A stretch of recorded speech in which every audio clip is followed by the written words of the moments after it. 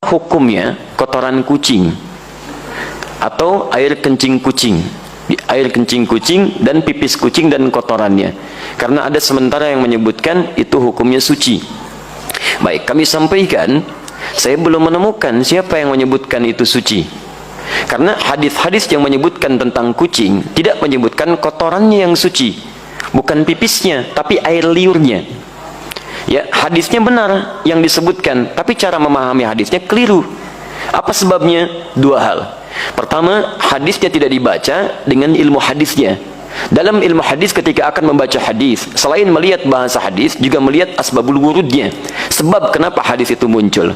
Antum lacak lagi tentang hadis kucing itu yang sekarang marak dibincangkan, itu setidaknya ada di Abu Daud nomor hadis 75, di An-Nasai nomor hadis 68, di At-Tirmidzi nomor hadis 92. Ketika disebutkan seluruhnya, itu merujuk pada sahabat Qatadah radhiyallahu taala anhu. Gimana kisahnya?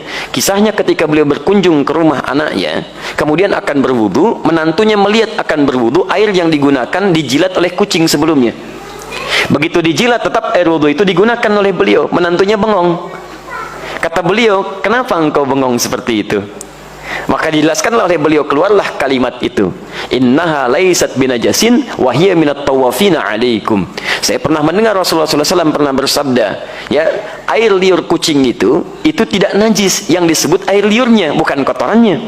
Itu tidak najis, karena kucing itu hewan-hewan yang sering hadir di sekitaran kita. Baik, dari mana tahu itu menunjuk pada air liur? Baca hadis 76-nya di riwayat Abu Daud. Ya, di situ ada riwayat dari Sayyidah Aisyah radhiyallahu taala anha menyebutkan, karena Rasulullah sallallahu alaihi wasallam, di riwayatnya raaitu Rasulullah sallallahu alaihi wasallam, saya pernah melihat Rasulullah sallallahu alaihi wasallam yatawaddau bi fadli. Beliau pernah berwudu menggunakan air yang pernah dijilat oleh kucing. Jadi berbicara tentang air liurnya, bukan berbicara tentang kotorannya. Sekaligus ingin membedakan air liur kucing dengan air liur anjing. Kalau air liur kucing menjilat bijana atau menyentuh bijana, maka tidak perlu dibasuh karena suci nilainya. Boleh antum gunakan airnya. Tapi kalau anjing yang menjilatnya, maka baru dibasuh dengan 7 basuhan, salah satu menggunakan tanah. Itu maksudnya. Dan semua mazhab di sini sepakat. Makanya ketika disebutkan dalam kitab Al-Ikhtiyarat di halaman ke-26, disebutkan qaul sampai ke Syafi'i, sampai ke Ahmad, dan disimpulkan wa qaulul ashab, qaulul ashab.